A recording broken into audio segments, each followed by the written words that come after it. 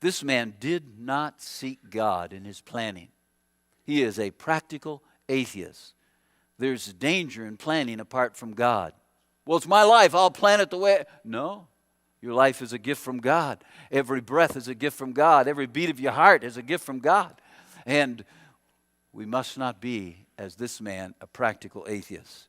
So it's an attitude we should never take. Secondly, the second thing we see in this passage is an assumption. An assumption we should never make. And we see it here in verse 14.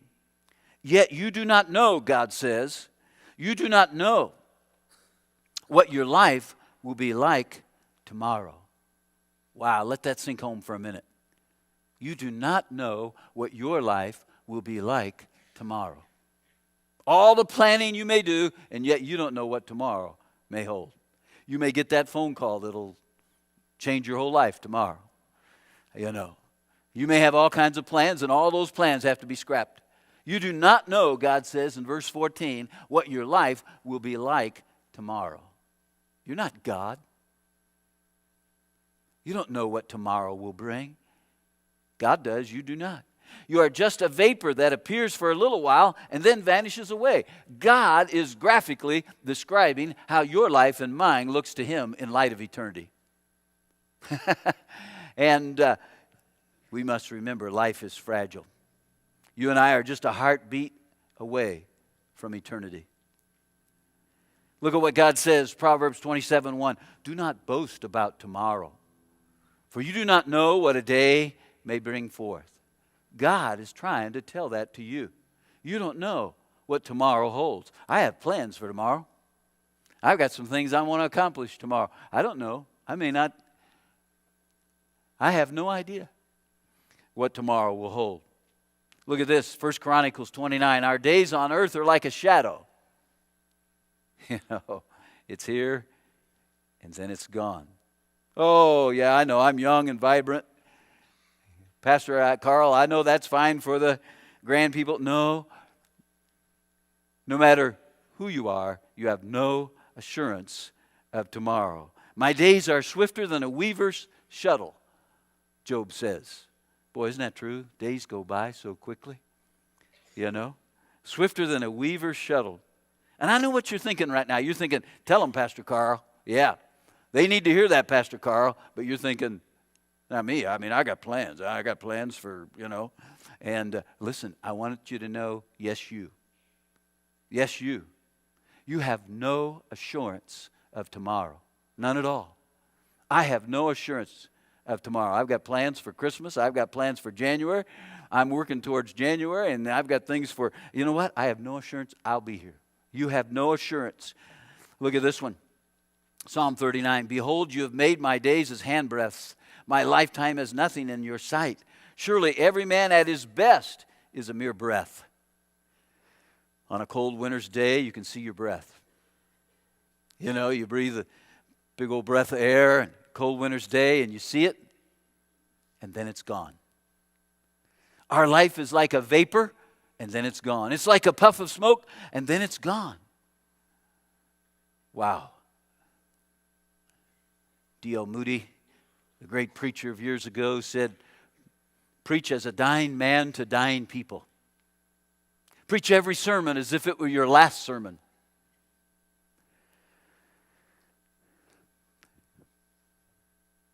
I can't help but think about David. He's one of my favorites. I love David, the Old Testament character David. You remember he slew the giant? And then you remember he was such a successful leader in the military. And the ladies, when he would come back from war, would sing, Saul has slain his thousands, David has slain his 10,000s. And Saul heard that, he was king, and the green monster of jealousy got a hold of Saul, and Saul began to seek David's life. Do you remember that? And David had to flee for his life and became a fugitive. And then all the riffraff of society came to David. The bad dudes. Those who owed debts and couldn't pay them. Those who, had been in trouble with the law or whatever. And David had all these rough characters come to him.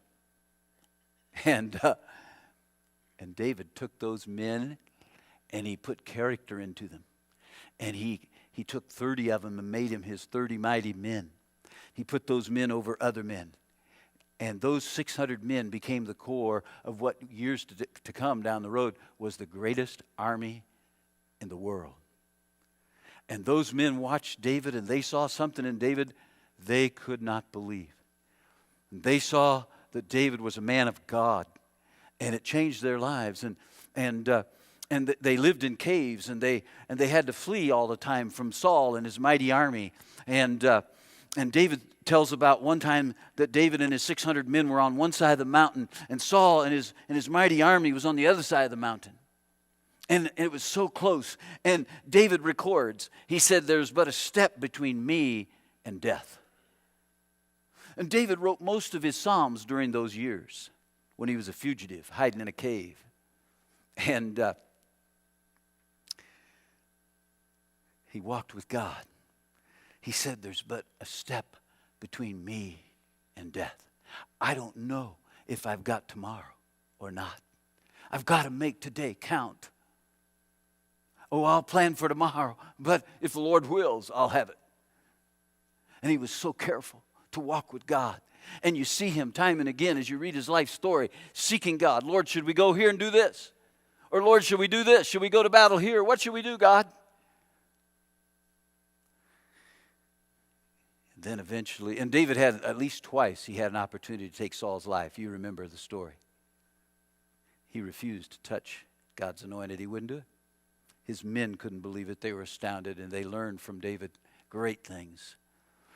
And then, eventually, Saul did lose his life in a battle with the Philistines, and David was made king over his nation, Israel.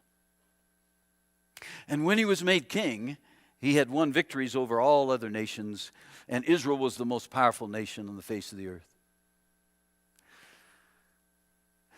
And one day, David walked out on his veranda of his palace, and he looked out, and he saw a beautiful woman bathing, Bathsheba. And he sent for her. She was another man's wife, and he stole her. When did these things happen in David's life? Did it happen when he was saying, "There's but a step between me and death"? Oh, no. No. It happened when everything was fine, and he was in the palace and everything, and he's no longer close to God, you see. And that's the kind of man we're looking at here. We're looking at a businessman whose attitude says, "I can handle this thing. I've got plans for all next year, and it's no big deal." And dangerous, independent attitude, an assumption about the future. "My days are like a lengthened shadow, and I wither away like grass."